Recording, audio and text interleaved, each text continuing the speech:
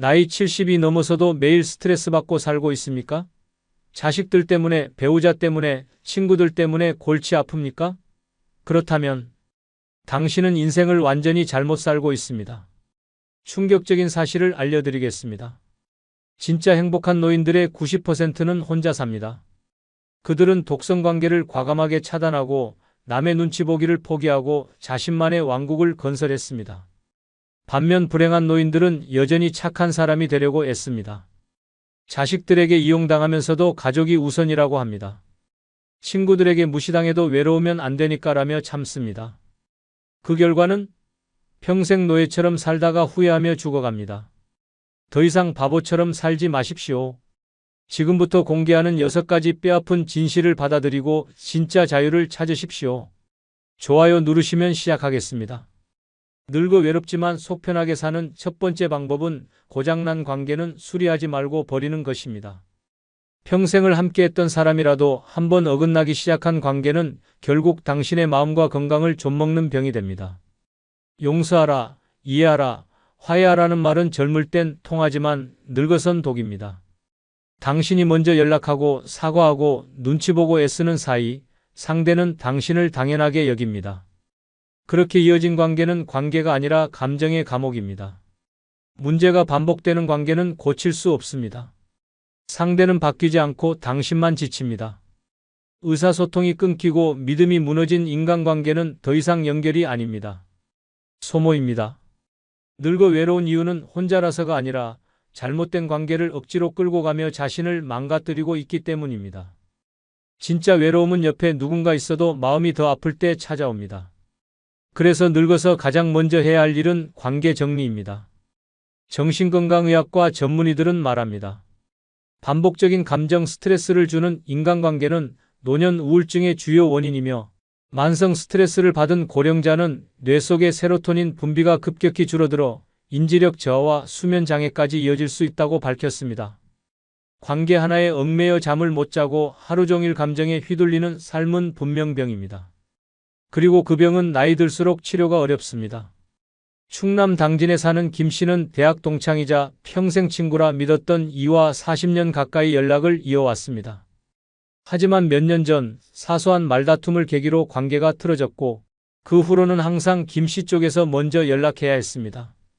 생일에도 명절에도 안부 인사도 항상 자신이 먼저였고 답은 늘 건성으로 돌아왔습니다.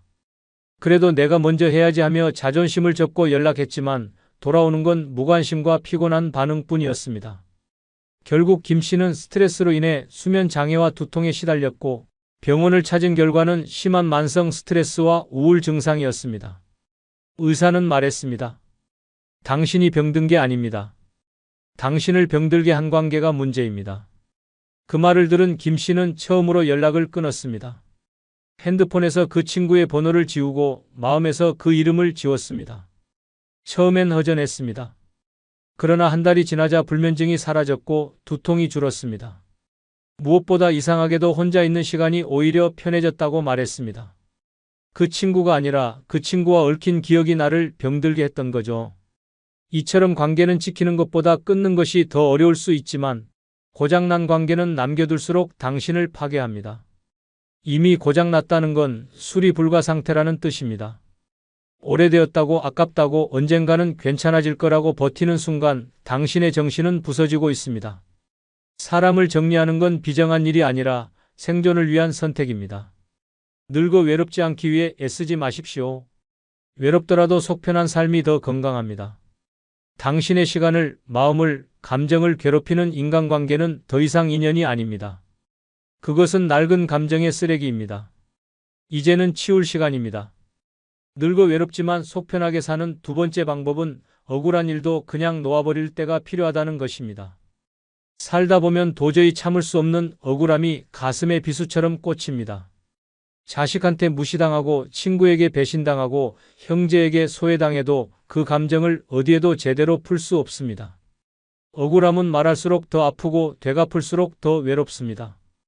늙어서 가장 무서운 병은 억울함이 쌓여 만들어지는 분노와 한입니다. 그리고 그 감정은 당신의 마음만이 아니라 몸까지 병들게 만듭니다. 정신건강의학과 전문의들은 말합니다. 억울함과 분노가 지속되면 스트레스 호르몬인 코르티솔이 과도하게 분비되며 면역력이 떨어지고 심장질환, 위궤양, 우울증의 발병률이 높아진다고 경고합니다. 특히 노년기에 분노 감정이 계속되면 뇌연류가 불안정해져 기억력, 저하 치매 초기 증상으로 연결될 수 있다는 연구도 있습니다. 억울함을 안고 사는 건 결국 마음의 독을 매일 조금씩 들이마시는 것과 같습니다. 그러나 우리는 왜 이렇게 억울함을 놓지 못할까요? 이유는 단 하나입니다. 내가 틀리지 않았다는 걸 누군가는 알아주길 바라기 때문입니다. 하지만 냉정하게 말하자면 당신이 아무리 옳아도 세상은 모릅니다. 아니, 알려고 하지도 않습니다. 결국 억울함이란 타인을 향한 메시지가 아니라 자기 자신을 향한 덫입니다. 그 덫에서 빠져나오는 유일한 방법은 포기입니다.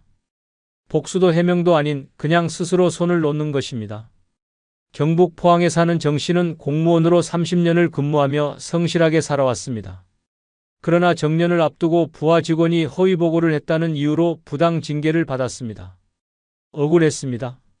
수십 장의 소명서를 써서 제출했고 인사위에도 수차례 항변했지만 돌아오는 건 무관심뿐이었습니다. 그 후로 그는 매일 밤 억울한 감정에 잠을 설치고 술로 버티며 살았습니다. 하지만 시간이 지나도 누구 하나 그의 편을 들어주지 않았습니다. 결국 그는 극심한 불면증과 우울감으로 병원에 입원하게 되었습니다. 의사는 단호하게 말했습니다. 지금 이분은 억울한 게 아니라 스스로 분노에 중독된 상태입니다. 이 감정을 놓지 않으면 몸이 먼저 망가집니다. 그 말에 충격을 받은 정 씨는 결국 싸움을 멈췄습니다. 다시 소명서를 쓰지 않았고 사람들 앞에서 변명도 하지 않았습니다. 대신 작은 텃밭을 가꾸고 하루 1시간씩 강가를 걸었습니다. 그리고 이렇게 말했습니다. 이제 와서 내가 옳았다는 걸 아무도 몰라도 됩니다. 그 사실을 내가 아니까 그걸로 됐습니다. 억울함을 꺼내 보일수록 고통은 더 깊어집니다. 해명하려 애쓸수록 상처는 덧납니다. 늙어서 평온하려면 나만 아는 진실은 나만 간직하는 게 가장 현명합니다. 아무리 분하고 억울해도 그 감정을 품은 채 살아가는 게 더 해롭습니다. 당신의 건강, 당신의 마음을 지키고 싶다면 누가 잘못했는지를 따지기보다 그 감정 자체를 흘려보내는 훈련이 필요합니다. 늙어 외로운 건 감정이 쌓여서입니다. 억울한 기억을 떠올릴 때마다 숨이 가빠지고 속이 타들어간다면 그건 분노가 아닌 병입니다. 그리고 그 병은 치료가 아닌 노움으로만 회복됩니다. 지금 당신 마음에 사무친 억울함 하나, 오늘 그냥 내려놓아 보십시오. 그것이 바로 외롭지만 속편하게 사는 첫 걸음입니다. 늙어 외롭지만 속편하게 사는 세 번째 방법은 없으면 없는 대로 있는 걸 누리는 것입니다. 많은 이들이 노년을 힘들게 사는 이유는 가진 게 없어서가 아니라 남과 비교하며 스스로를 괴롭히기 때문입니다. 젊었을 땐 목표가 있어 앞만 보고 달리지만 늙어서는 그 목표가 왜 나는 저 사람처럼 못 살까라는 비교가 됩니다. 자식이 부족해 보이고 돈이 모자라 보이고 몸은 예전 같지 않고 그렇게 없는 것만 눈에 들어오면 인생은 순식간에 불행이라는 수렁으로 빠져듭니다. 하지만 이 수렁은 착각입니다. 비교는 정신을 망가뜨리고 결핍감은 몸을 병들게 합니다. 스트레스를 받을 때마다 뇌는 코르티솔이라는 호르몬을 분비하는데 이것이 과도하게 쌓이면 면역력은 떨어지고 만성 피로와 우울감, 수면 장애로 이어질 수 있습니다.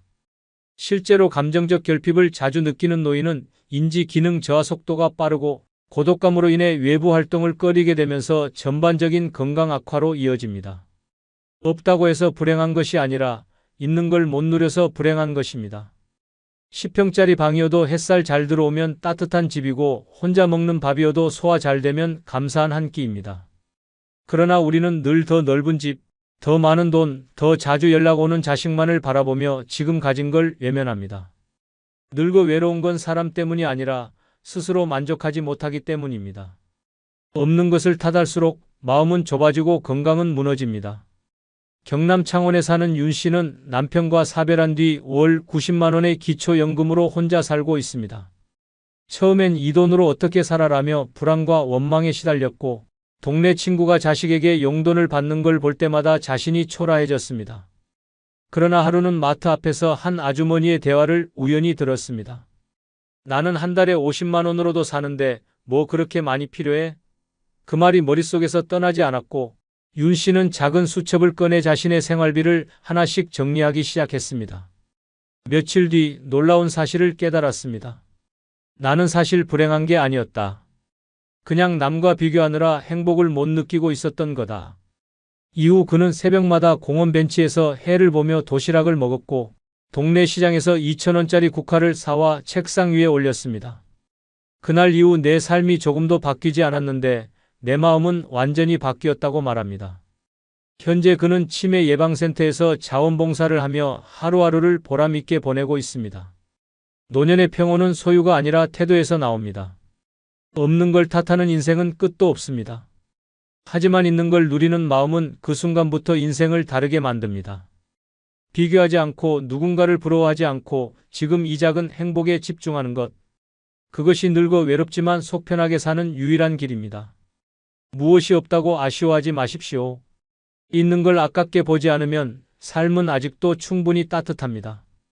당신 앞에 놓인 그 한 끼, 그 햇살, 그 평범한 하루가 바로 살아있다는 증거입니다. 지금 있는 것만으로도 당신은 이미 잘 살고 있는 중입니다. 늙어 외롭지만 속 편하게 사는 네 번째 방법은 연락 없는 자식은 그냥 바쁜 사람이라 생각하는 것입니다. 아무리 기다려도 전화 한 통 없는 자식, 명절이 다가와도 얼굴 한 번 보지 않는 자식. 속에서 천불이 나도 이제는 받아들여야 합니다. 자식은 부모의 마음속에 평생 남아있지만 부모는 자식의 바쁜 일정 속에 겨우 미뤄진 약속일 뿐입니다. 그 현실을 인정하지 않으면 당신은 매일을 기다림으로 살게 되고 그 기다림은 곧 마음의 병이 됩니다. 많은 부모들이 언젠가는 연락하겠지, 이번 주말엔 오겠지라며 희망을 품지만 그 희망은 어느새 섭섭함이라는 독으로 바뀝니다. 그리고 그 독은 몸까지 병들게 만듭니다. 정신건강 전문가들은 부모의 외로움이 우울증과 수면장애, 고혈압, 심지어 심근경색의 위험까지 높인다고 경고합니다. 마음의 상처는 약으로 치료되지 않으며 특히 고령자의 경우 감정 스트레스가 면역력을 빠르게 무너뜨립니다. 하지만 자식의 무관심은 사랑이 없는 것이 아니라 삶의 여유가 없는 것일 수 있습니다. 그렇다고 이해하라는 말은 아닙니다. 단지 기대하지 말라는 말입니다. 기대가 없으면 실망도 없고 실망이 없으면 외로움은 덜합니다. 이제는 연락을 기다리는 대신 잘 살고 있으려니 생각하고 넘기는 훈련이 필요합니다. 자식이 아니라 당신 자신의 평온을 위해서 말입니다. 전북 전주에 사는 고 씨는 70세 생일이 지나도록 자식들에게 축하 전화 한 통 받지 못했습니다. 그는 하루 종일 핸드폰만 들여다보며 어디 아픈가, 무슨 일이 있나 걱정했지만 아무 일도 없었습니다. 단지 바빴던 겁니다. 평소에도 자식들이 뜸했지만 이번 생일만큼은 다를 거라 믿었던 고 씨는 결국 식사도 못하고 울음을 삼켜야 했습니다. 그날 이후 고 씨는 우울 증상과 함께 불면증이 시작되었고 병원을 찾았을 때는 이미 수면제 없이는 잠들 수 없는 상태가 되어 있었습니다. 의사는 말했습니다. 기다림은 사람을 고립시킵니다. 특히 노년기에 혼자 감정을 사귀면 뇌의 신경전달 물질 균형이 무너져 우울증으로 진행될 수 있습니다. 고 씨는 치료를 받으며 자신에게 묻기 시작했습니다. 왜 나는 연락을 그렇게 바랐을까? 내가 외로운 게 자식 탓만은 아니었구나.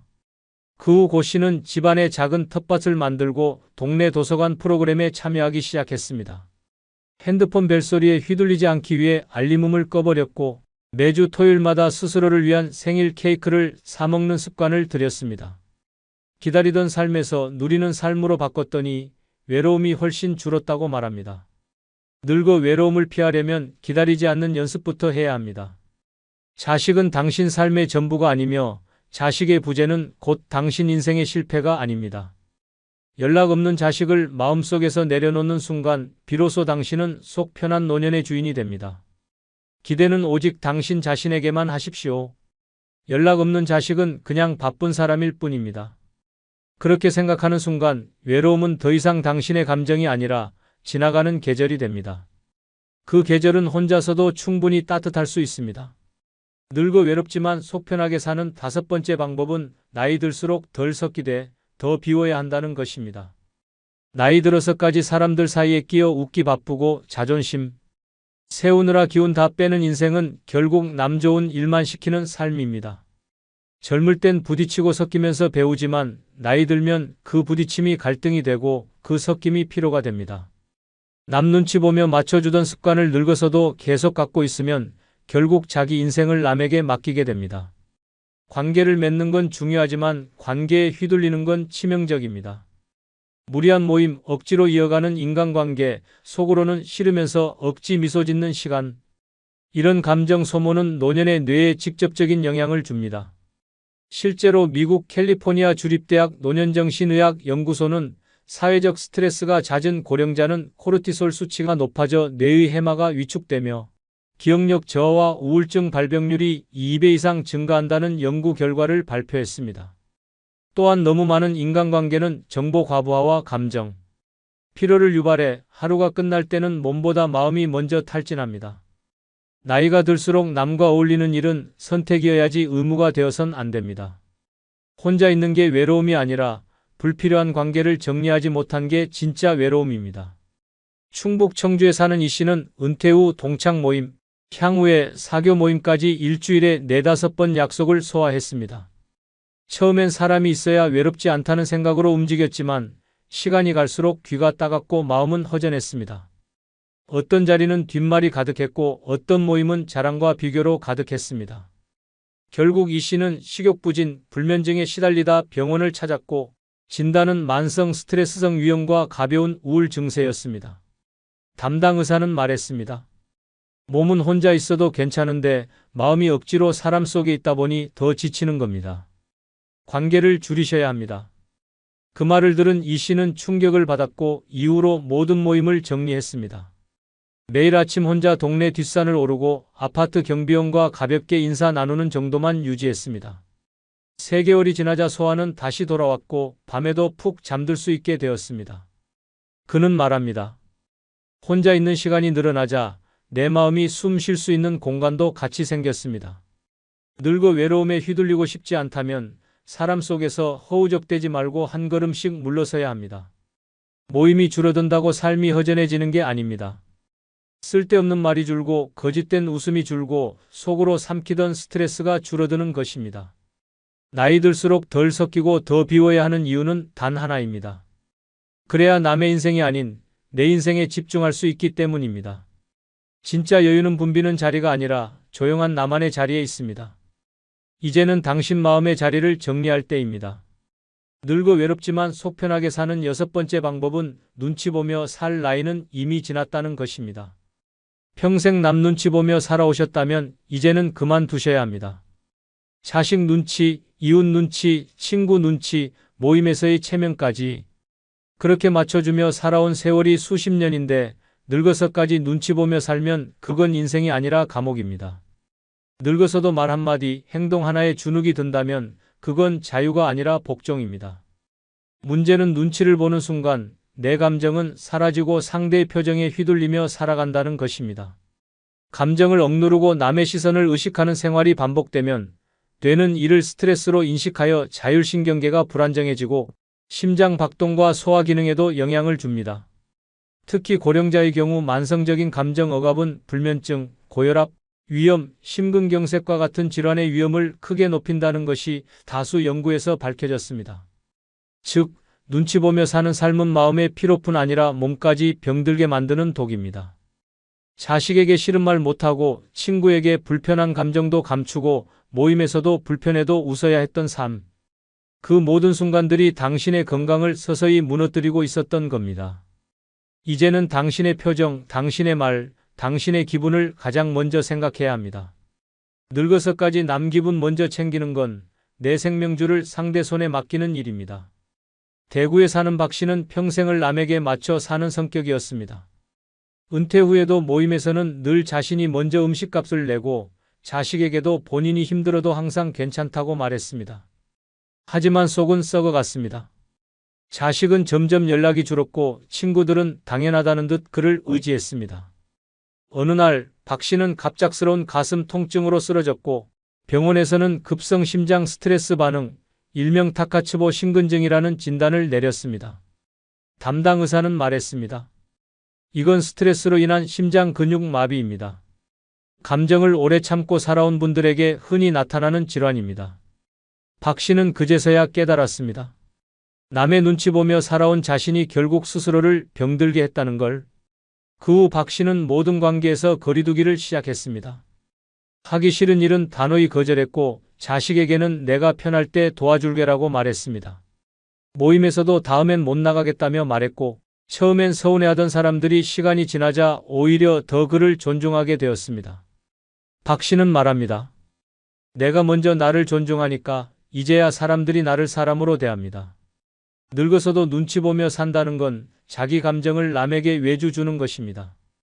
삶의 마지막 계절에조차 주도권이 없다면 그 인생은 누구를 위한 삶입니까? 이제는 남의 눈이 아닌 내 눈으로 내 삶을 바라보며 살아야 할 시간입니다. 지금 이 순간부터 기억하십시오. 눈치 보며 살 나이는 이미 지났습니다.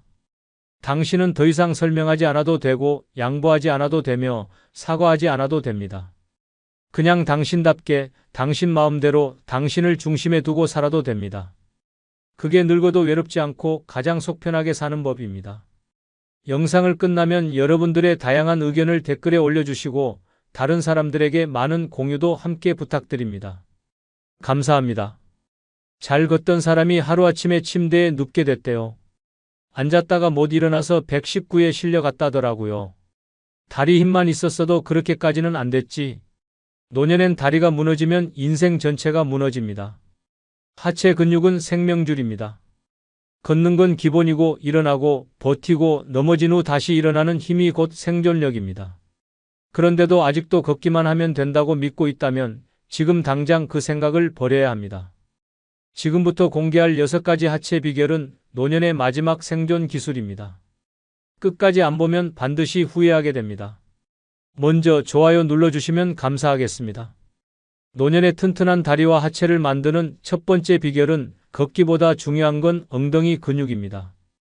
71세 정혜수 씨는 매일 아침 공원에서 1시간 이상을 걸었습니다. 핸드폰만 보기엔 하루 8,000보 이상 찍히지 않는 날이 없었고 주변 어르신들 사이에선 저분은 진짜 철인이다라는 말까지 들을 정도였습니다.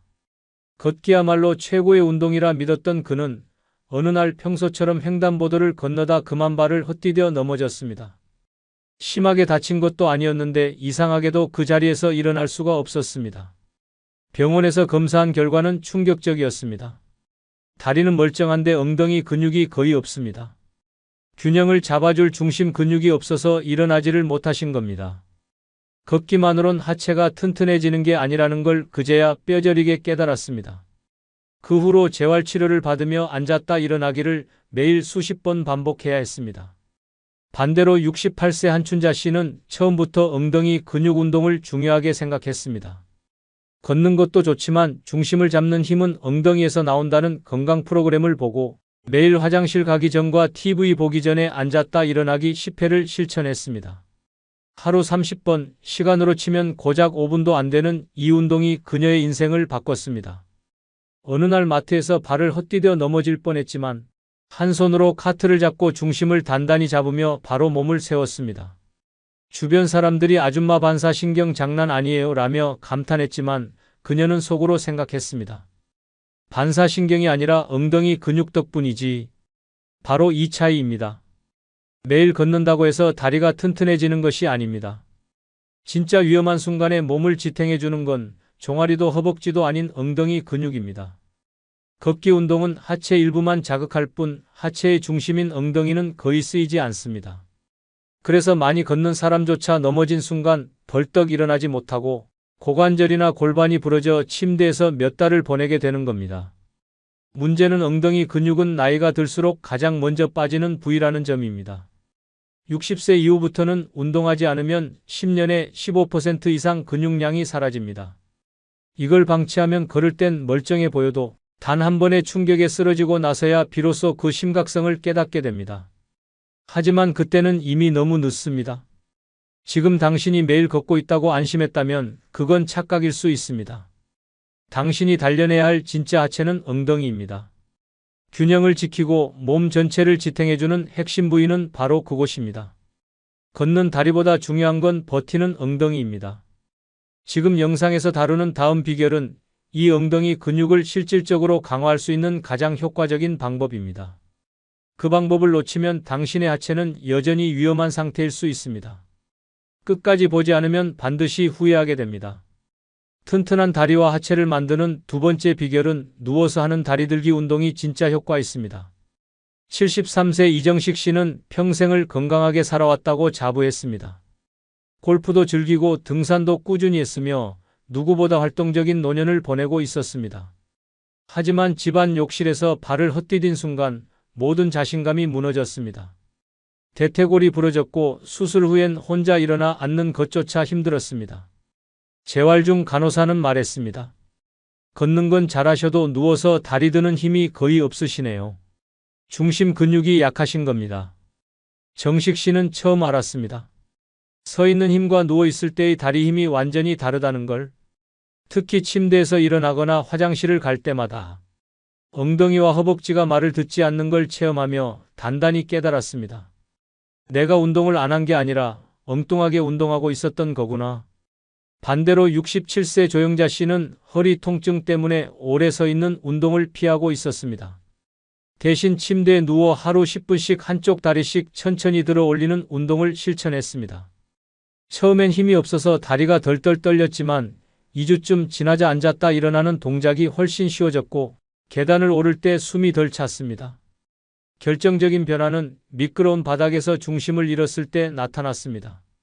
그대로 넘어졌다면 큰일 날 상황이었지만 몸이 반사적으로 다리 힘으로 균형을 잡고 스스로 자세를 회복했던 것입니다. 병원에서 진단받았을 때도 대퇴부와 엉덩이 근육이 아주 잘 유지되고 있다는 칭찬을 받았습니다. 그녀는 말합니다. 하루 10분이 내 인생을 바꿨어요. 누워서 하는 다리 들기 운동은 겉보기엔 아주 단순해 보이지만 노년기 하체 기능을 지키는 데 가장 핵심적인 운동입니다. 이 동작은 허리, 골반, 엉덩이, 허벅지를 동시에 자극하며 특히 넘어짐을 방지하는 데 중요한 코어 근육과 등근을 강화합니다. 그럴 땐 멀쩡한 사람도 누워서 다리를 들어 올려보라고 하면 의외로 30초도 못 버팁니다. 근육이 없다는 결정적인 증거입니다. 걷기 운동만으로는 절대 강화되지 않는 이 근육은 실제로 몸을 지탱하고 균형을 잡아주는 핵심입니다.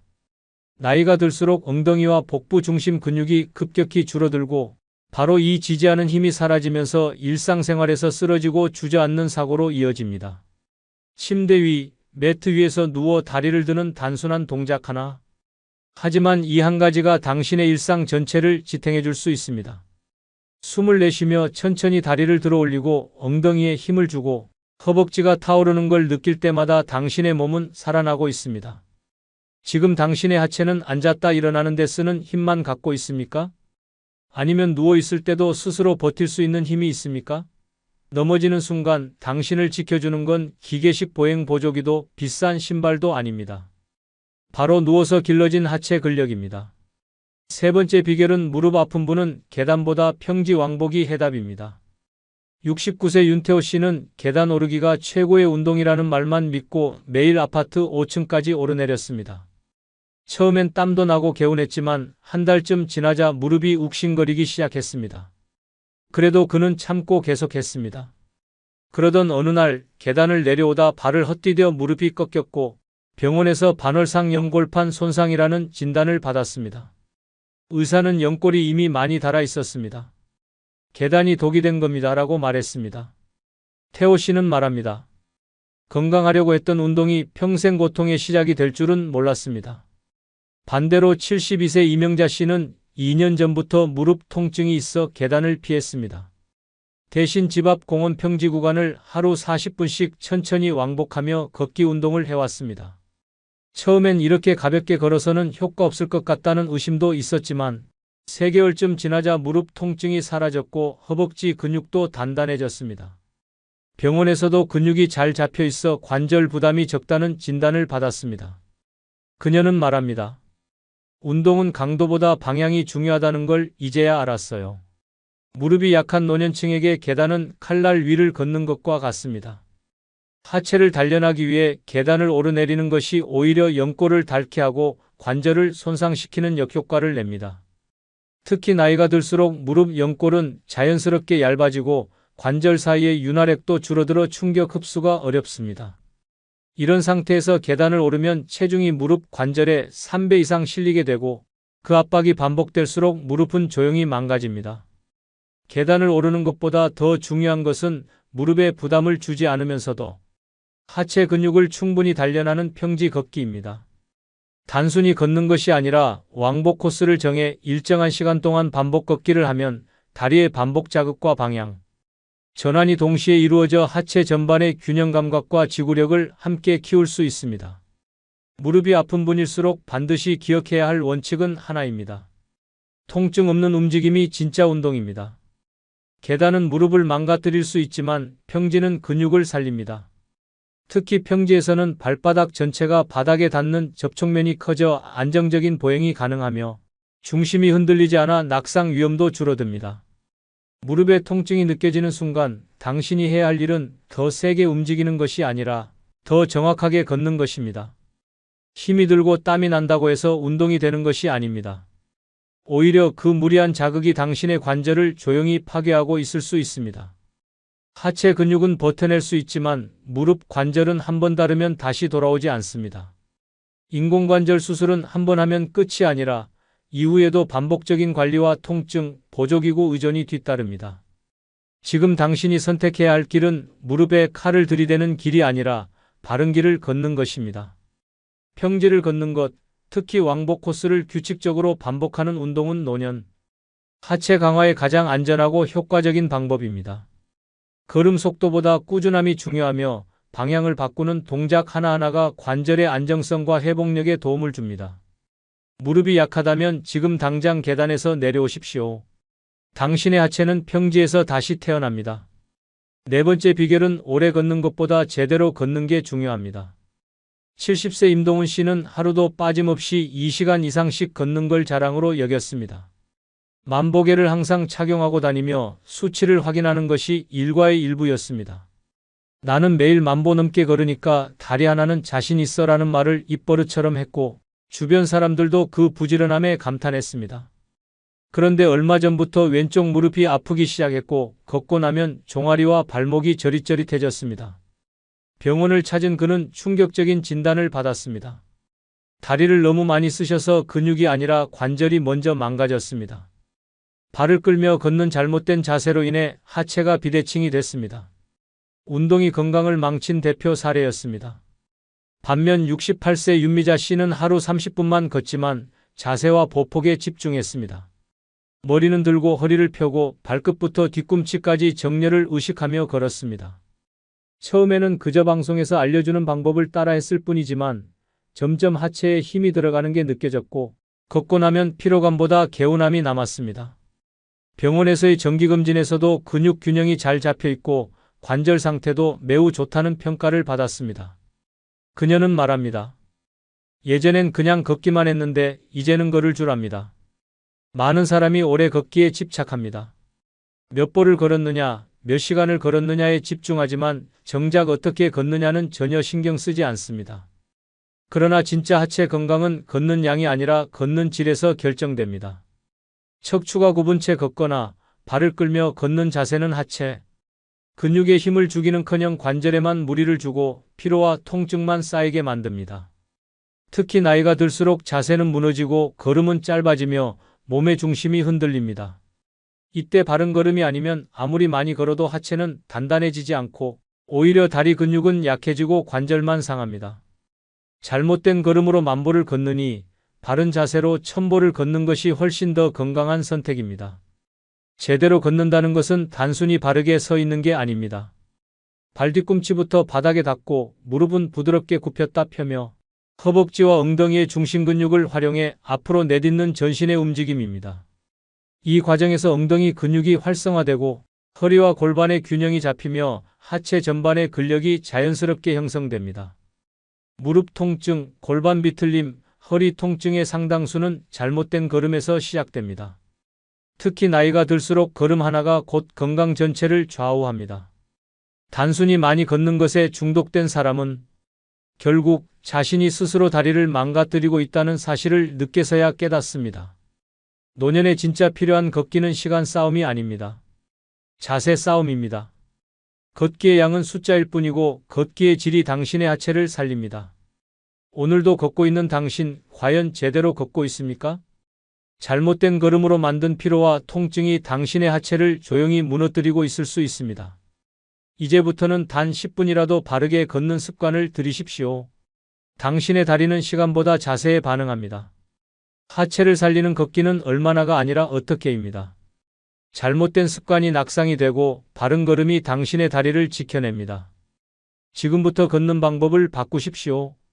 그 작은 차이가 인생을 지탱하는 가장 큰 힘이 됩니다.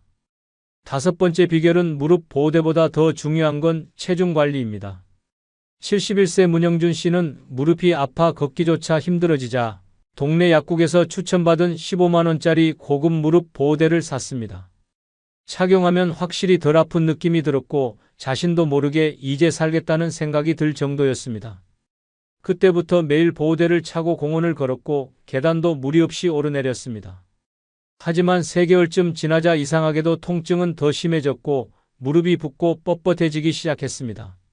병원에 가서 MRI 검사를 받은 결과 연골이 심하게 닳아 있었고 무릎 내부에 염증이 가득 찬 상태였습니다. 의사는 말했습니다.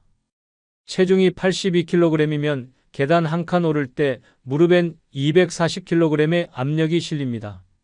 보호대는 잠깐 버텨줄 뿐 무게 자체가 문제입니다.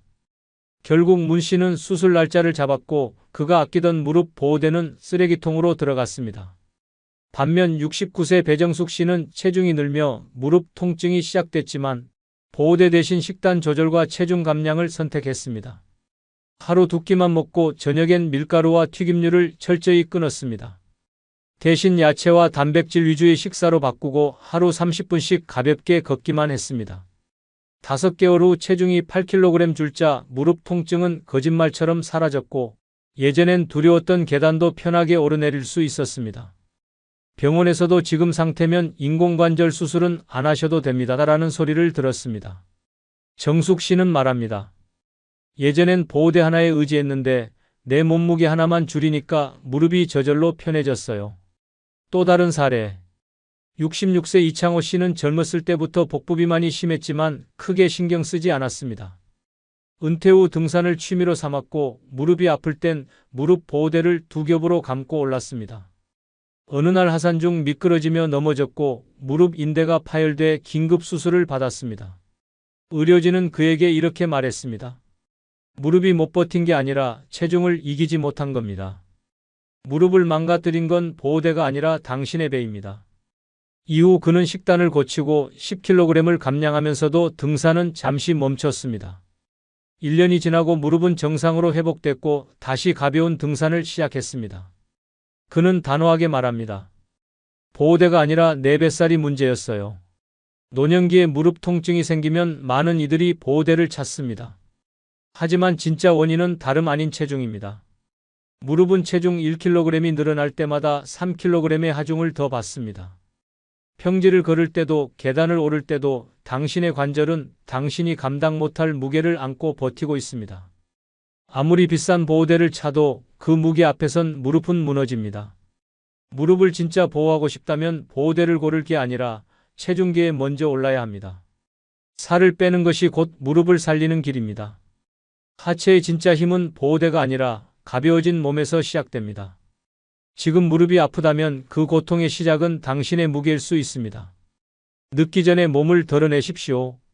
그것이 무릎을 지키는 가장 강력한 해답입니다. 6번째 비결은 앉았다 일어나기 10회, 매일의 생존 연습입니다. 73세 이만호 씨는 그동안 별다른 운동 없이 그럭저럭 일상을 살아왔습니다. 하체 힘이 예전 같지 않다는 건 느꼈지만 아직 걷고 움직일 수 있으니 괜찮다고 생각했습니다.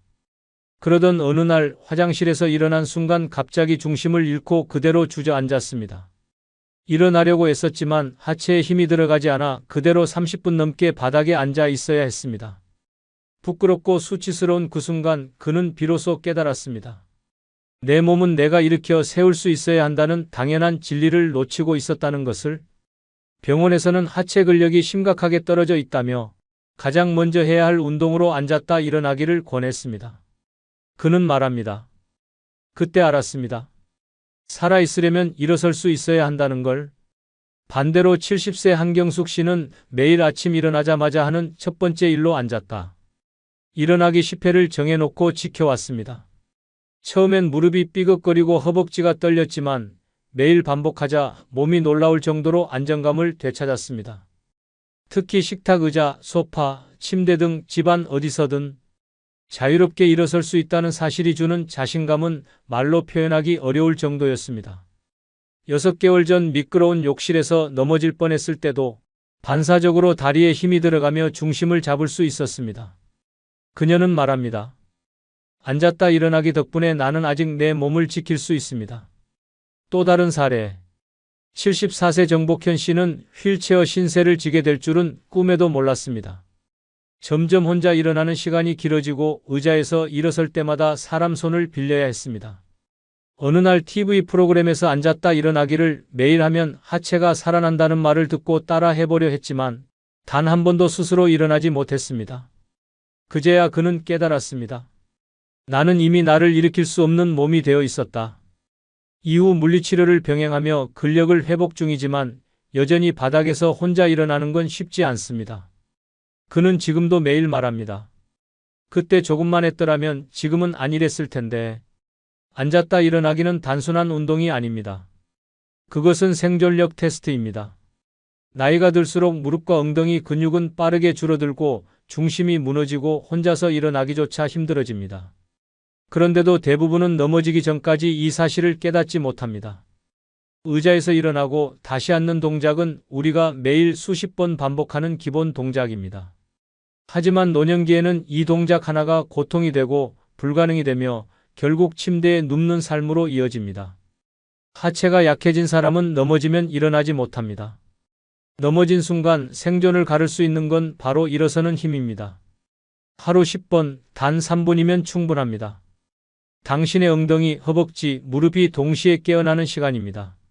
처음엔 힘들어도 괜찮습니다. 중요하지 않은 건 횟수이고 중요한 건 매일 반복하는 습관입니다. 그 습관이 당신의 일상, 당신의 자존심, 당신의 생명을 지켜줍니다. 지금 이 순간도 의자에서 혼자 일어나는 게 어려운 분이 있다면 그것은 경고입니다.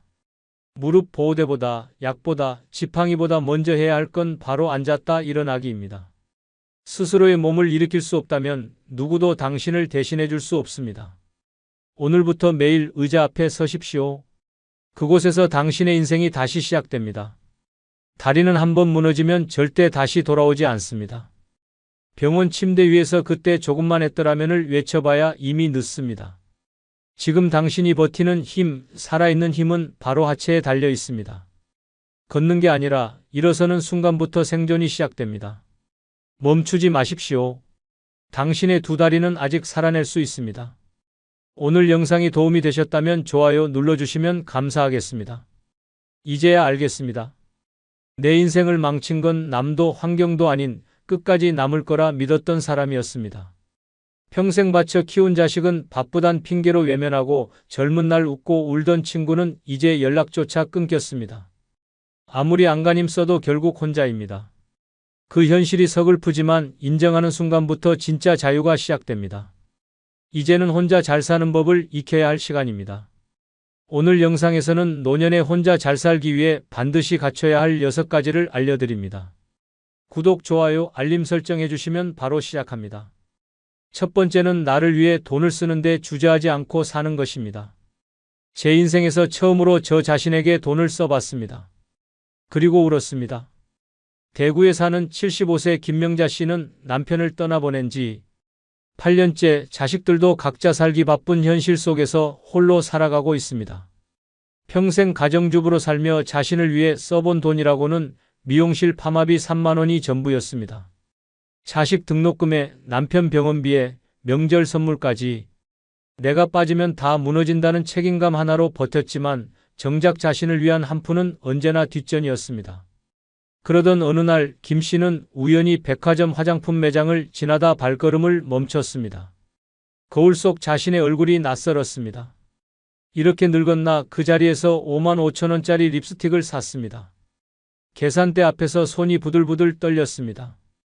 이 돈이면 손주 옷을 하나 더 사줄 수 있을 텐데라는 생각이 머리를 스쳤지만 이미 마음은 결심하고 있었습니다. 그리고 집에 돌아와 거울 앞에서 립스틱을 바른 순간 그는 흐느껴 울었습니다. 이제야 나한테 미안하다고 말하는 것 같아서요. 그날 이후 김 씨는 매달 10만 원씩 자신만을 위한 명자 적금을 만들었습니다. 맛있는 음식을 사 먹고 꽃 한 송이를 사고 혼자 카페에서 커피를 마시며 책을 읽는 시간을 가지기 시작했습니다. 놀랍게도 삶이 달라졌습니다. 웃음이 생기고 자신감이 돌아왔습니다. 돈이 많아서가 아니라 돈을 나를 위해 쓴다는 그 작은 행동 하나가 자존감을 회복시켰던 것입니다. 많은 사람이 노년의 외로움을 느끼는 가장 큰 이유는 타인을 위한 희생은 해왔지만 자신에게는 한 번도 투자하지 않았기 때문입니다. 자식에게 수백만 원을 쓰면서도 내 피부를 위한 로션 하나에 망설이고 손주 장난감은 아낌없이 사면서 내 옷은 몇 년째 그대로인 삶. 그것은 외로움을 자초하는 방식입니다. 돈을 쓴다고 모두 행복해지지는 않습니다. 하지만 내가 나를 존중하는 방식으로 돈을 쓰면 그건 외로움에 맞서는 강력한 무기가 됩니다. 나를 위해 산 립스틱 하나, 꽃다발 하나, 맛있는 식사 한 끼는 내 존재를 확인하는 작은 선언입니다. 나는 소중한 사람이다.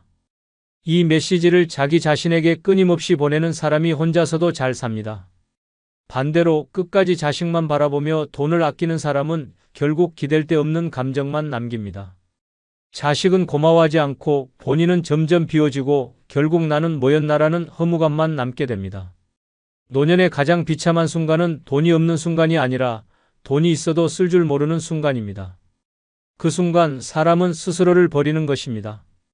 나이 들수록 더 당당하게 써야 합니다. 내가 좋아하는 옷을 사고 가고 싶은 곳에 가고 먹고 싶은 걸 먹고 배우고 싶은 걸 배우는데 망설여선 안 됩니다. 내가 나에게 주는 선물만큼 따뜻한 건 없습니다. 이제는 내가 나를 돌봐야 할 시간입니다. 나를 위해 돈을 쓰는 건 사치가 아니라 생존입니다. 노년에 혼자 잘 살고 싶다면 가장 먼저 해야 할 일은 지갑을 열고 거울 앞에 나를 위해 한번 써보는 것입니다. 그 작은 용기가 당신의 인생 후반을 완전히 바꿔놓습니다. 그게 바로 외롭지 않게 혼자 살아가는 첫 번째 열쇠입니다. 두 번째는 계획 없는 하루를 편하게 맞이하는 것입니다. 오늘 뭐 하세요? 몰라요. 그냥 눈 뜨면 그때 생각해요. 서울 강동구에 사는 79세 박정래 씨는 이 말을 할 때마다 주변 사람들에게 핀잔을 듣습니다. 하루라도 계획 없이 살면 치매 온다더라. 뭐라도 배우고 부지런히 움직여야지. 하지만 정작 박 씨는 말합니다. 나는 이제 계획 없이 사는 게 제일 자유롭습니다.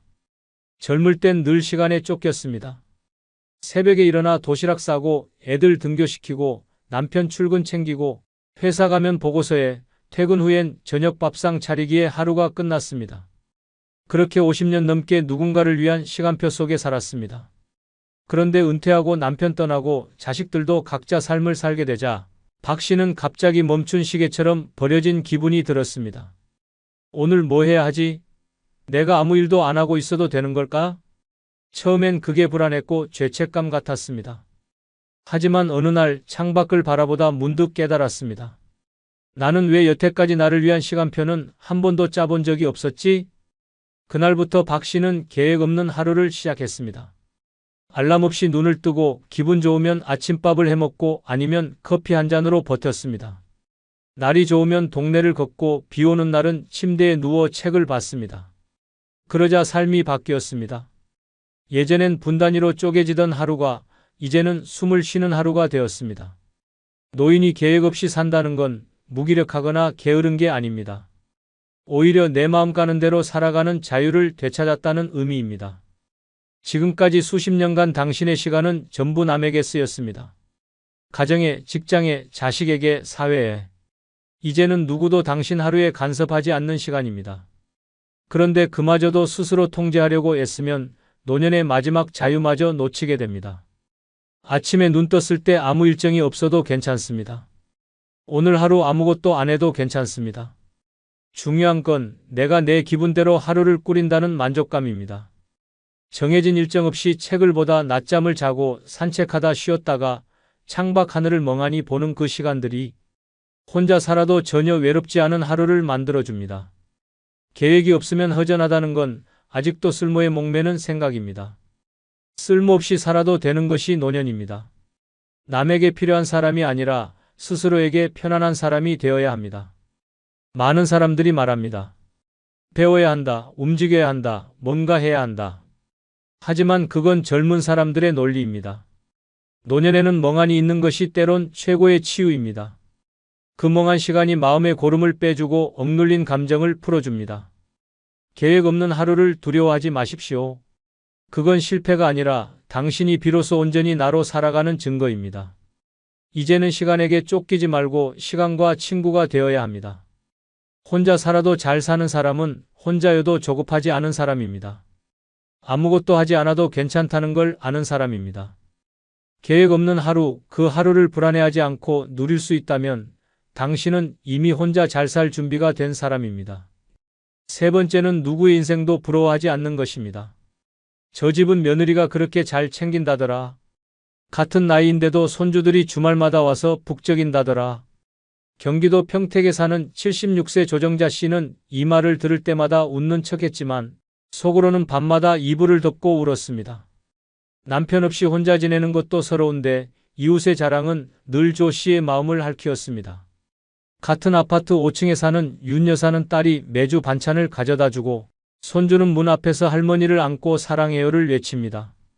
조 씨는 그런 모습을 보며 자신이 뭘 잘못했나 되묻습니다. 자식에게 기대지도 않고 며느리와 다툰 적도 없이 평생 조용히 살아왔는데 왜 나는 외로움만 남았을까?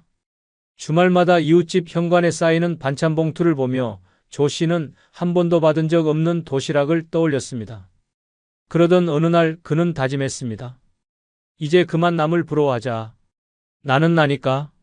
그날 이후 조 씨는 비교를 멈추는 연습을 시작했습니다. 혼자 밥을 먹을 때도 TV 속 다정한 가족 광고가 나올 때도 스스로에게 이렇게 말했습니다. 나는 잘 견디고 있으니 그것으로 충분하다. 놀랍게도 그 순간부터 마음이 조금씩 가벼워졌습니다. 이웃이 손주 자랑을 해도 웃을 수 있게 되었고 자기 반찬을 직접 만들어 먹는 시간이 오히려 성취처럼 느껴졌습니다. 이제는 내 인생을 나답게 사는 게 가장 귀한 거란 걸 알게 됐어요. 가장 고통스러운 외로움은 혼자 있음에서 오는 게 아니라 남과 비교하며 스스로를 깎아내릴 때 생깁니다.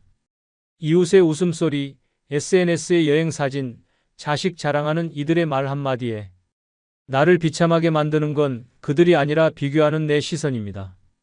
저 집은 손주도 많고 자식도 잘 됐다더라. 그 말은 독처럼 마음을 갉아먹습니다. 하지만 보이지 않는 진실도 있습니다. 잘나 보이는 그 집도 밤이면 한숨 쉬고 화목해 보이는 가족도 마음속엔 상처 하나쯤 안고 삽니다. 겉으로는 다 가진 듯 보여도 누구에게나 말 못할 고통은 존재합니다. 부러움은 나를 가난하게 만듭니다. 나는 나의 시간을 버텨낸 사람이고 내 인생의 숱한 굴곡을 넘어 지금 이 자리에 선 사람입니다. 그 누구의 삶과도 바꿀 수 없는 유일한 인생의 결과물입니다. 그런데 왜 그 소중한 삶을 남의 잣대로 평가하며 자책해야 합니까? 남을 부러워하는 순간 나는 내 삶의 주인이 아니라 구경꾼이 됩니다. 그 순간부터 외로움은 깊어지고 자기 연민은 노년의 마음을 병들게 합니다. 혼자 살아도 괜찮은 사람은 비교하지 않는 사람입니다. 내 밥이 소박해도 내 일정이 평범해도 거기서 충분한 만족을 느낄 줄 아는 사람이 진짜 강한 사람입니다. 누구의 인생도 부러워하지 않는 건 내 인생을 있는 그대로 존중하는 자세입니다. 자식이 오지 않아도 손주가 연락하지 않아도 내 하루가 충만하다면 그 자체로 성공입니다. 오늘도 내가 만든 반찬을 먹고 내가 걷고 싶은 길을 걸으며 남의 시선에서 벗어나 나만의 삶을 즐긴다면 당신은 혼자서도 가장 고귀한 방식으로 잘 살아가고 있는 사람입니다. 이제는 눈을 돌려야 합니다. 남의 인생을 부러워할 시간이 있다면 그 시간의 거울을 보며 나에게 이렇게 말해야 합니다. 내 인생도 참 잘 견뎌왔다. 그리고 지금도 잘 살고 있다. 그 한마디면 충분합니다. 그 마음이면 당신은 외롭지 않습니다. 네 번째는 늙는 걸 자연스럽게 받아들이는 것입니다. 아줌마, 염색 좀 하세요. 너무 지저분해 보여요. 버스 안에서 들은 한마디에 74세 윤순자 씨는 며칠을 잠을 이루지 못했습니다. 거울 속엔 흰머리가 서복한 자신이 있었습니다. 예전엔 젊다는 말 많이 들었고 남편과 외식할 땐 늘 립스틱 하나쯤은 챙기던 사람이었습니다. 하지만 남편이 먼저 떠나고 자식들은 뜸해지고 어느새 혼자라는 현실에 익숙해지다 보니 염색도 화장도 옷차림도 하나둘 놓게 되었습니다. 그러던 어느 날 거울을 보며 중얼거렸습니다. 내가 너무 늙어버렸구나. 그날 이후 윤 씨는 미용실에 가서 머리를 염색하고 화장품도 샀습니다. 하지만 이상하게도 예전의 나는 돌아오지 않았습니다. 더 허전했고 더 공허했습니다. 그제야 깨달았습니다.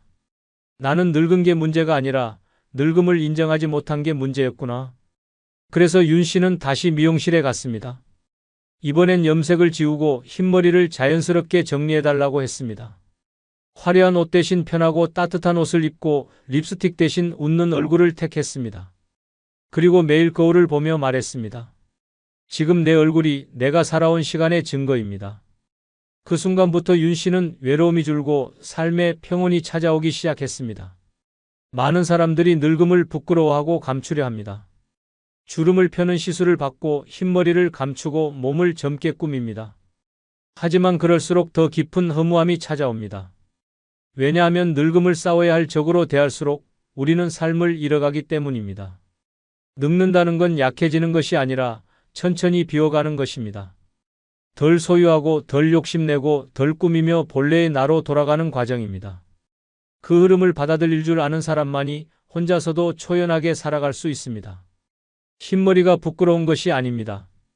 오히려 그것은 수십 년의 인내와 희생, 생존의 깃발입니다. 주름은 나약함이 아니라 버텨온 시간의 훈장입니다. 그것을 부정하는 순간 우리는 스스로를 지우는 것입니다. 노년의 고독은 외로움 때문이 아니라 늙음을 받아들이지 못한 채 젊음을 흉내내는 고통 속에 사는 데서 비롯됩니다. 젊은이들과 섞이려 애쓰고 새로운 트렌드를 억지로 좇으며 나는 아직 쓸모 있다고 외치는 그 발버둥이 결국 스스로를 더욱 초라하게 만듭니다. 진짜 혼자 잘 사는 사람은 거울 속 주름진 얼굴을 보며 당당하게 웃을 수 있는 사람입니다. 늙음을 문제가 아니라 과정으로 인정하는 사람입니다. 지금 당신이 걷는 걸음이 느려졌다고, 자꾸 깜빡한다고, 예전만큼 손이 가지 않는다고 절대 초라한 게 아닙니다. 그건 당신이 살아온 시간을 고스란히 품고 있다는 증거입니다. 늙음을 받아들인다는 건 세상의 기준에서 벗어나 이제야 진짜 나로 살아가기 시작한다는 뜻입니다. 꾸미지 않아도 바쁘지 않아도 있는 그대로의 내가 존중받을 가치가 있다는 사실. 그걸 아는 순간 노년은 외롭지 않습니다. 이제는 싸우지 마십시오. 당신은 이미 충분히 버텨왔고 늙었다는 사실은 당신이 지금까지 잘 살아왔다는 강력한 증거입니다. 그 늙음을 껴안는 순간부터 당신은 혼자서도 빛나는 인생을 살게 됩니다. 5번째는 자식에게 기대지 않는 마음을 기르는 것입니다. 딸이 데리러 온다고 해서 이틀을 밥도 안 먹고 기다렸습니다. 그런데 결국 안 왔습니다. 경기도 수원에 사는 78세 장복희 씨는 그날 밤 혼자 밥을 차려 먹다 울음을 터뜨렸습니다. 아들이 미국에 있고 딸 하나만 가까운 곳에 살지만 평소에도 자주 연락이 없었습니다. 한 번만이라도 같이 마트 가고 싶었어요. 무거운 쌀 한 포대를 들 때 그냥 옆에 있어줬으면 했어요. 장 씨는 그렇게 혼자서도 딸의 전화를 기다리고 명절이 가까워질수록 괜히 휴대폰을 더 자주 확인했습니다. 하지만 약속은 번번이 미뤄졌고 방문은 취소됐고 결국 말 한마디 없이 계절은 바뀌었습니다. 그제야 그는 깨달았습니다. 나는 여전히 자식에게 매달리고 있었구나. 그래선 안 됐는데. 며칠 뒤 장 씨는 딸에게 전화를 걸어 말했습니다. 앞으로 오지 않아도 돼. 난 잘 지낼 거야. 이제 내 인생 살아. 딸은 당황하며 말렸지만 장 씨의 말은 단호했습니다. 그리고 그날부터 그는 스스로 장을 보고 동네 노인대학에 등록해 그림을 배우기 시작했습니다. 자식에게 기대지 않아도 괜찮다는 마음을 기른 순간 이상하게도 외로움이 줄어들었습니다. 오히려 자신을 챙기는 법을 알게 되었고 삶이 더 단단해졌습니다. 많은 부모들이 자식에게 기대다 무너집니다. 자식은 늙은 부모를 챙겨야 한다는 기대는 현실 앞에서 산산이 부서집니다. 자식은 바쁩니다. 각자의 삶을 살고 자신의 가정을 꾸리느라 부모를 돌볼 여유가 없습니다. 하지만 문제는 그 바쁜 현실보다 여전히 자식이라면 당연히 나를 챙겨야 한다는 믿음입니다. 그 믿음이 외로움이 되고 그 기대가 실망이 되며 결국 자식과의 관계는 부담이 되어버립니다. 기대는 사랑이 아닙니다. 기대는 요구이고 강요이며 때로는 감정적 폭력이 되기도 합니다. 내가 널 어떻게 키웠는데 너 잘 되라고 내가 다 참고 살았는데, 이 말 속에는 사랑이 아니라 계산이 담겨 있습니다. 진짜 사랑은 기대하지 않는 것입니다. 그저 바라보는 것, 응원하는 것, 그리고 무엇보다 스스로를 지키는 것입니다. 자식에게 기대지 않는다는 건 자식을 버리는 것이 아닙니다. 그건 오히려 내 인생을 내 손에 되찾아오는 일입니다. 혼자서 병원에 가고, 혼자서 밥을 해먹고, 혼자서 시간을 보내는 연습이 되어 있을 때, 우리는 더 이상 자식의 안부 전화에 목매지 않게 됩니다. 기약 없는 방문에 흔들리지 않게 됩니다.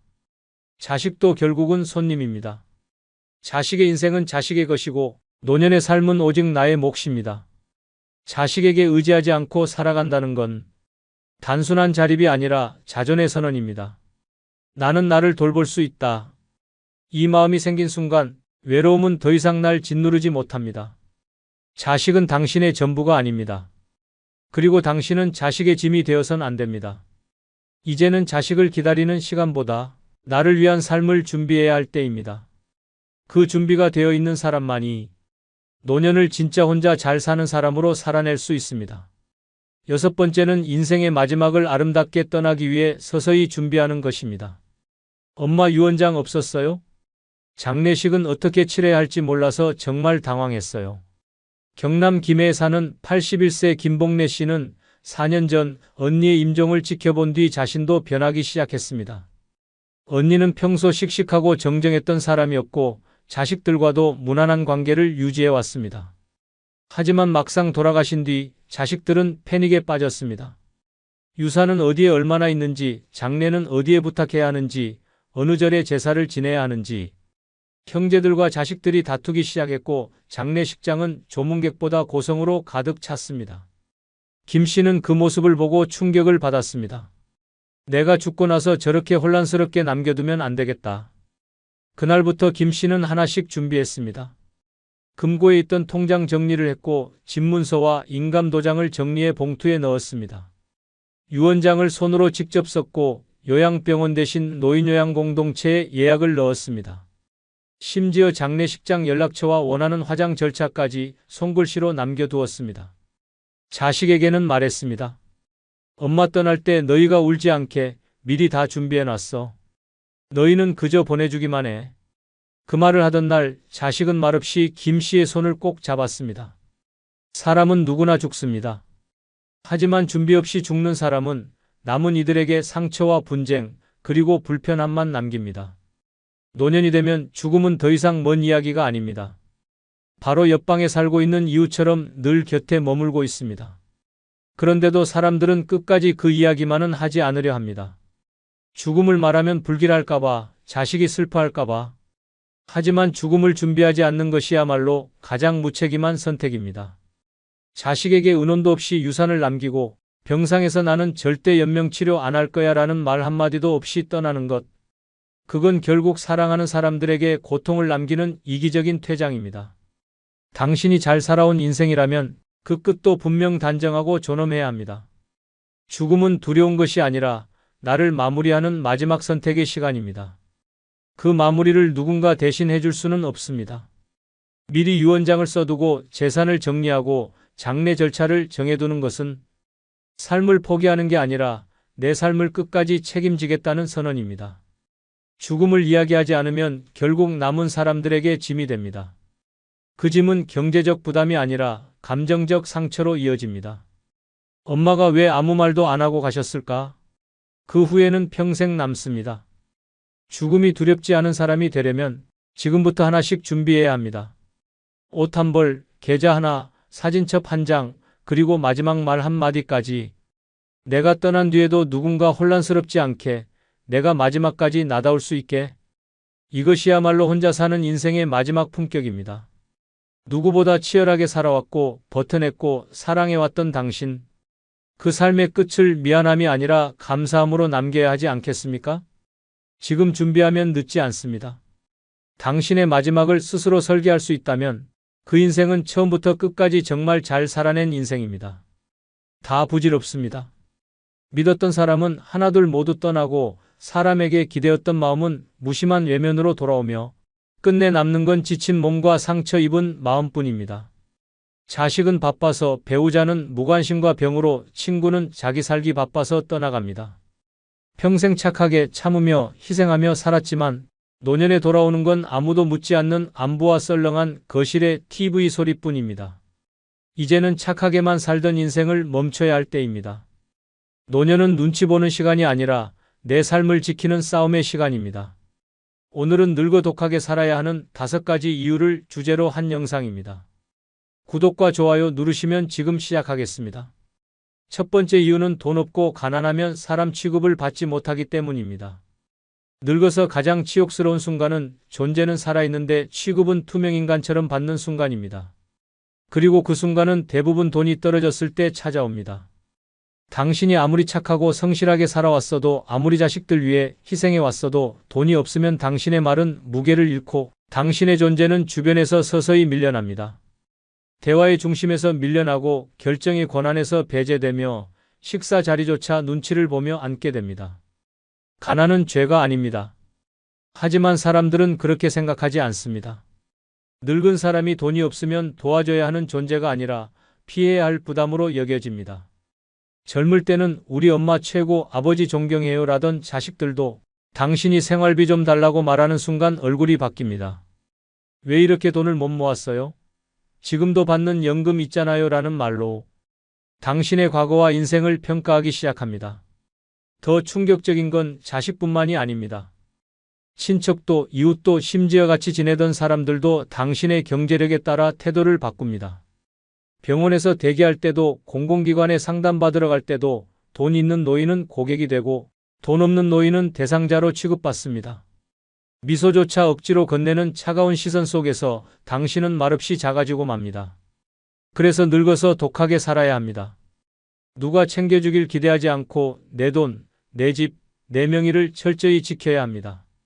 내 이름으로 된 통장에 잔고가 있어야 말 한마디에도 힘이 실리고 병원에서도, 자식 앞에서도, 이웃 앞에서도 어깨 펴고 당당해질 수 있습니다. 착하게 사는 건 젊을 때나 통했지만 늙어서 가난하면 아무리 착해도 존경 대신 동정만 남습니다. 그리고 그 동정조차 오래가지 않습니다. 서울 동작구에 사는 73세 한명자 씨는 과거 유통업체에서 회계 일을 하며 3남매를 키웠습니다. 남편 없이 홀로 자식 셋을 대학까지 보내며 밥을 굶는 날도 많았습니다. 엄마 덕분에 우리가 컸다며 자식들은 늘 고마워했습니다. 하지만 한 씨는 자신보다 자식 뒷바라지를 우선했고 정작 본인은 연금도 재산도 제대로 챙기지 못한 채 은퇴를 맞이했습니다. 처음엔 자식들도 엄마같이 살아요라며 말했지만 막상 함께 살자 생활비 문제가 시작됐습니다.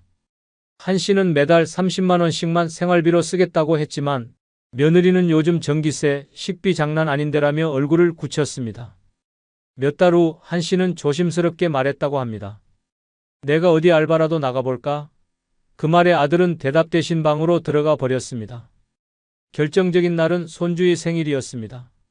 한 씨는 용돈 5만 원을 준비했지만 케이크 앞에서 며느리는 작은 목소리로 말했습니다. 할머니가 요즘 사정이 안 좋으셔서 이번엔 그냥 마음만 받자. 한 씨는 그 자리에 얼어붙었습니다. 손주는 어리둥절했고 딸은 휴대폰만 들여다보았습니다. 그날 밤 한 씨는 방에서 몰래 짐을 쌌습니다. 말도 없이 집을 나와 근처 월세 단칸방으로 이사했습니다. 지금 그녀는 홀로 고물상에서 검수 아르바이트를 하며 한 달에 50만 원씩 모으고 있습니다. 늙어서 가장 무서운 건 병도 아니고 외로움도 아니야. 돈 없는 내가 사람 대접 못 받는 그 순간이었어. 그녀는 말합니다. 이젠 다시는 누구한테도 손 벌리지 않을 거야. 내 노후는 내가 지킬 거야. 가난한 노인은 따뜻한 말 한마디에도 속아 넘어가고 그 말조차 사라진 자리엔 무시와 소외만 남습니다. 그래서 늙어선 독해져야 합니다.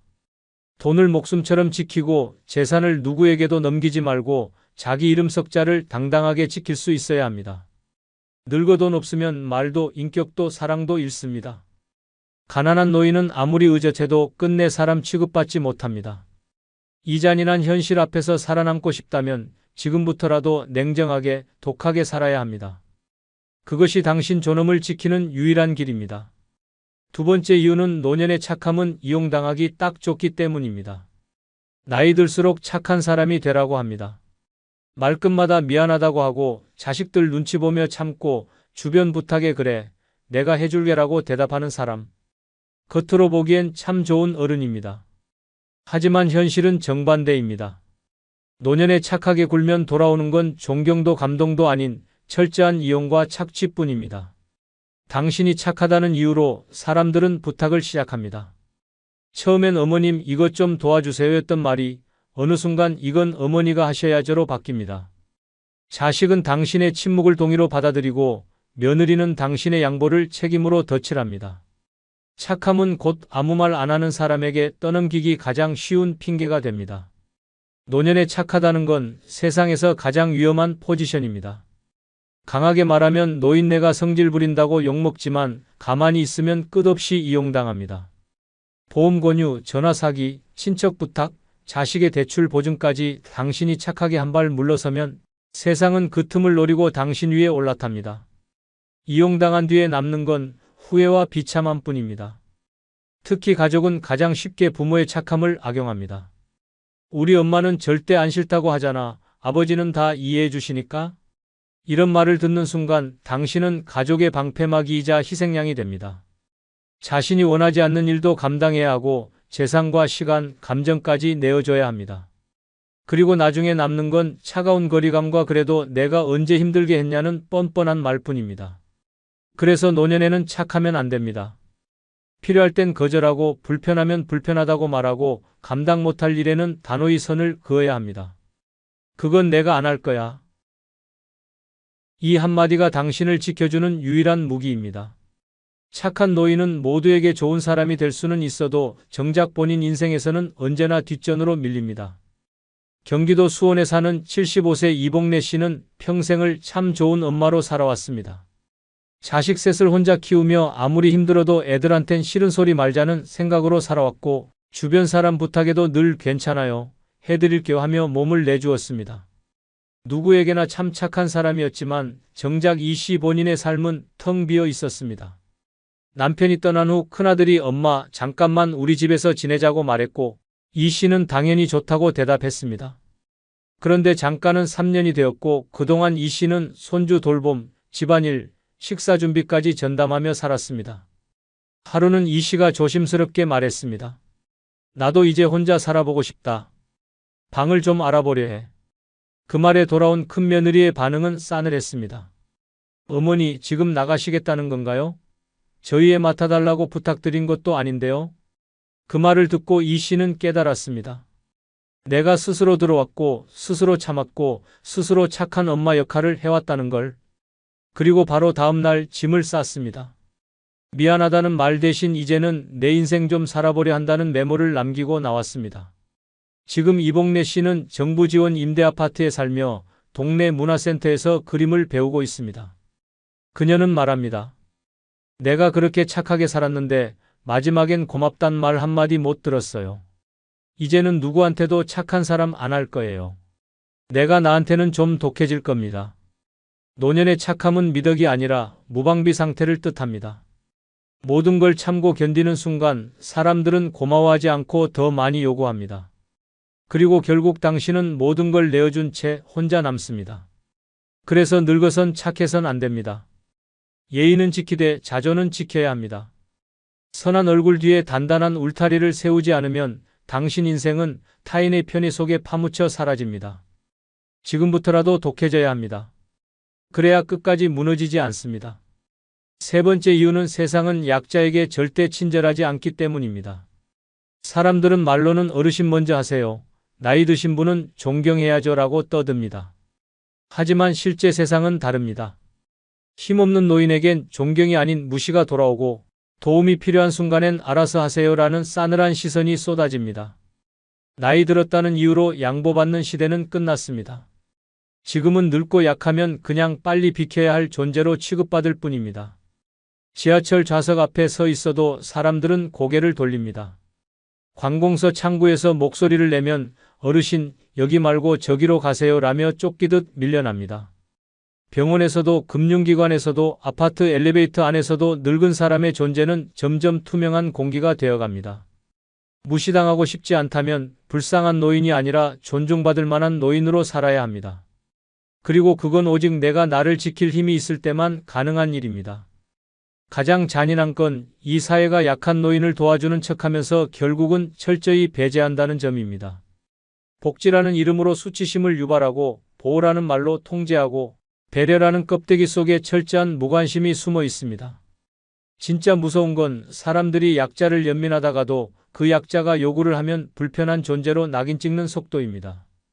그래서 늙어서 약하다는 건 도움받을 기회가 아니라 쉽게 잘라낼 명분이 생겼다는 뜻입니다.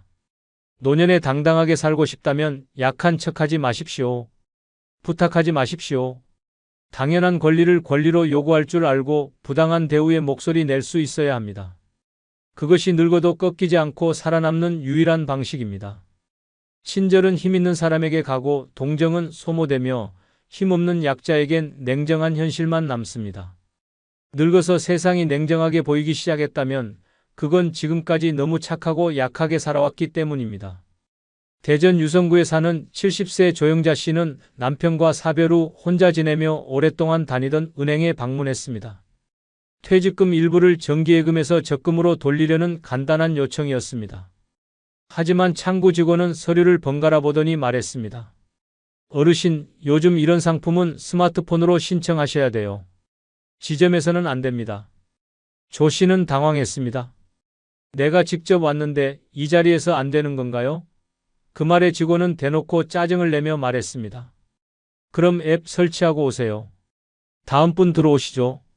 창구에서 밀려난 조 씨는 그대로 대기실 의자에 앉아 울었습니다. 아무도 도와주지 않았고 지나가던 사람들조차 모른 척 했습니다. 다음 날 그는 지인에게 부탁해 스마트폰에 앱을 깔았지만 어떻게 사용하는지도 몰라 다시 은행을 찾았습니다. 이번에는 경비원이 앱 안 되시면 아드님한테 부탁하시는 게 나아요 라고 말했습니다. 그는 조용히 고개를 끄덕이고 집에 돌아왔습니다. 그날 이후 그는 단 한 번도 은행에 가지 않았습니다. 조 씨는 말합니다. 나는 단지 내가 번 돈을 내 마음대로 쓰고 싶었을 뿐인데 아무도 나를 사람으로 보지 않았어요. 그날 이후로 깨달았어요. 늙어서 약하면 그 누구도 당신을 도와주지 않는다는 걸. 지금 이 순간에도 수많은 어르신들이 존재감 없는 투명인간처럼 세상에서 밀려나고 있습니다. 노인은 약자라고요? 그건 단지 멀찍이서 바라볼 때의 이야기입니다. 막상 현실에서 약해지면 세상은 냉정하게 등을 돌립니다. 그래서 늙어서 살아남고 싶다면 독해져야 합니다. 강한 눈빛으로 바라보고 이건 내 권리다라고 말할 줄 알아야 합니다. 세상은 절대 약자에게 다정하지 않습니다. 눈물로 설득하려 말고 단단함으로 버티십시오. 그래야 마지막까지 사람 대접받습니다. 네 번째 이유는 말을 아끼지 않으면 후폭풍이 오기 때문입니다. 나이 들어 가장 위험한 행동은 조언이라는 이름으로 말을 멈추지 않는 것입니다. 내가 살아보니까 말이지, 그건 이렇게 해야 돼. 내가 해봐서 아는데. 같은 말은 아무리 좋은 의도로 건넨다 해도 젊은 세대에겐 오지랖이고 간섭으로 들릴 뿐입니다. 아무도 묻지 않았는데 먼저 나선 말은 칭찬도 아니고 도움이 아닌 독이 됩니다. 당신이 부모든 어른이든 인생 선배든 상관없습니다. 시대는 달라졌고 당신의 말은 더 이상 권위로 받아들여지지 않습니다. 사람들은 조용한 어른을 존중하지 좋은 많은 어른을 존경하지 않습니다. 하지만 많은 이들이 여전히 말로 존재감을 증명하려 합니다. 자식 문제, 손주 교육, 며느리의 살림 방식, 사위의 태도까지 말하지 않으면 안 될 것 같고 지적하지 않으면 불안해집니다. 그러나 그 불안은 결국 싸늘한 반응으로 되돌아옵니다. 엄마, 제발 좀 가만히 계시면 안 돼요? 아버지, 이제 그런 얘긴 그만하세요. 그 말 한마디에 평생 쌓아온 존엄은 무너집니다. 더 끔찍한 건 말이 쌓이면 관계가 끊어진다는 점입니다. 말 많다는 이유 하나로 외면당하고 목소리가 크다는 이유로 따돌림 당합니다. 노년은 듣기보다 말하기가 먼저 되는 순간 쓸모없는 존재로 낙인 찍힙니다. 당신은 도움을 주고 싶었지만 상대는 통제당한다고 느낍니다. 그래서 늙어서는 말보다 표정과 행동으로 말하는 법을 배워야 합니다. 침묵은 때때로 가장 강력한 메시지이며 말 없는 존중이 오히려 관계를 지켜줍니다. 충청남도 서산에 사는 74세 박현숙 씨는 남편과 사별 후 외아들 부부와 함께 살게 되었습니다. 처음엔 서로 조심하며 잘 지냈습니다. 하지만 문제는 박 씨가 집안일과 육아에 적극 나서면서 시작됐습니다. 손주가 늦게 자면 이건 부모가 교육을 잘못 시켜서 그래. 며느리가 외출하려 하면 엄마가 아이 두고 그렇게 나돌면 안 되라는 말이 나왔고, 식탁 메뉴에도 이런 음식은 소화 안 돼. 내가 해줄게라고 참견했습니다. 처음엔 며느리도 네, 어머니 하며 받아줬습니다. 하지만 어느 날부터 대답이 짧아졌고 눈을 마주치지 않았습니다. 결국 아들이 말했습니다. 엄마, 우리가 알아서 할게. 그냥 좀 지켜봐줘요. 박 씨는 상처받았지만 잠시뿐이었습니다. 얼마 지나지 않아 다시 참견했고 어느 날 손주에게 너도 버릇이 없다. 그건 안 되는 행동이야 라고 소리쳤습니다. 그날 밤 며느리는 울면서 방에 들어가 버렸고 아들은 박 씨에게 말했습니다. 엄마, 며칠만 친정이라도 다녀오세요.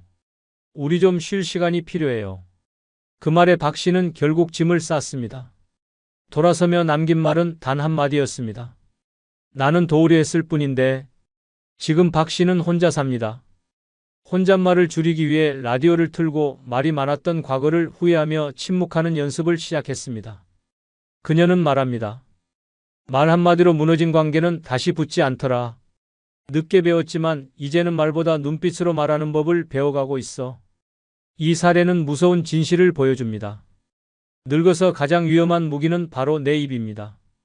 아무리 좋은 의도라도 말이 많아지면 사람들은 등을 돌립니다. 자식도, 가족도, 주변 사람들도 당신의 말보다 조용한 존재감을 원합니다. 늙어 독하게 살아야 하는 이유는 말을 아끼는 용기를 갖기 위해서입니다. 말로 무너진 관계는 다시 붙지 않습니다. 그래서 말은 절제해야 하고 조언은 요청받았을 때만 꺼내야 합니다. 당신의 입을 닫을수록 주변 사람들은 당신을 더 깊이 봅니다. 존중은 말로 얻는 게 아니라 침묵으로 남기는 자리에 피어납니다. 5번째 이유는 자식도 배우자도 결국 당신 곁을 떠날 수 있기 때문입니다.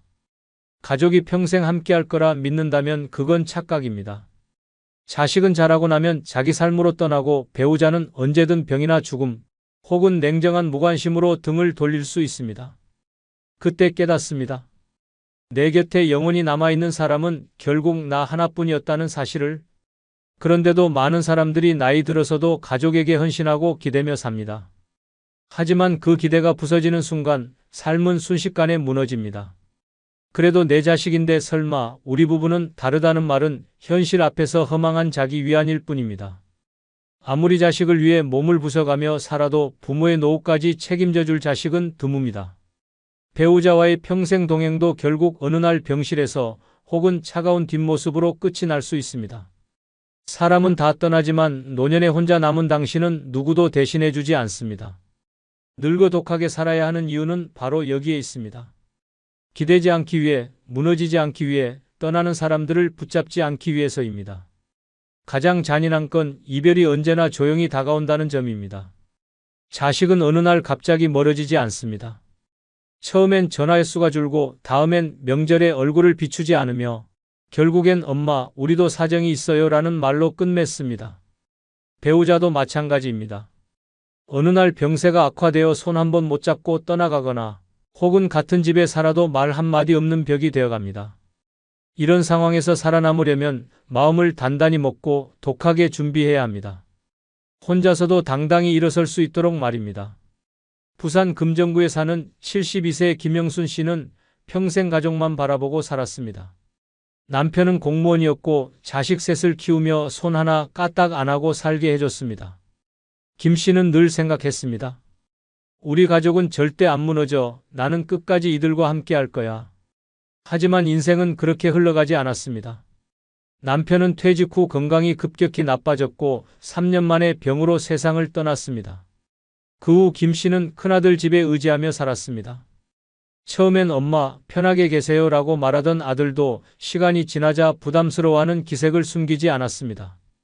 며느리는 조용히 딸꾹질하듯 반응을 보였고 손주도 점점 말을 줄였습니다. 하루는 김 씨가 식사를 하다가 그릇을 깨뜨렸는데 며느리의 얼굴이 굳으며 말했습니다. 어머니, 이젠 이런 건 그냥 저희가 할게요. 그 말 한마디에 김 씨는 깨달았습니다. 자신은 이 집의 어머니가 아니라 부담이라는 이름으로 바뀌어 있었다는 사실을. 그날 밤 김 씨는 조용히 짐을 쌌습니다. 말없이 나와 경로주택에 들어갔습니다. 그리고 거기서 마주한 건 외로움이 아니라 오히려 해방감이었습니다. 지금 김 씨는 아침마다 혼자 산책을 나가고 취미로 도예 수업을 듣습니다. 처음엔 눈물이 나서 밥을 못 넘기던 날도 많았지만 지금은 말합니다. 나는 이제야 내 인생을 살고 있어요. 누군가에게 기대는 대신 나를 지키는 법을 배웠죠. 자식도 배우자도 언젠가는 떠날 수 있습니다. 당신 곁에 끝까지 남는 건 오직 준비된 자신뿐입니다. 늙어서도 울지 않으려면, 끝까지 당당하려면 지금부터라도 독하게 살아야 합니다. 그래야 누구 하나 떠나도 무너지지 않고 걸어갈 수 있습니다. 그게 노년을 지키는 유일한 힘입니다.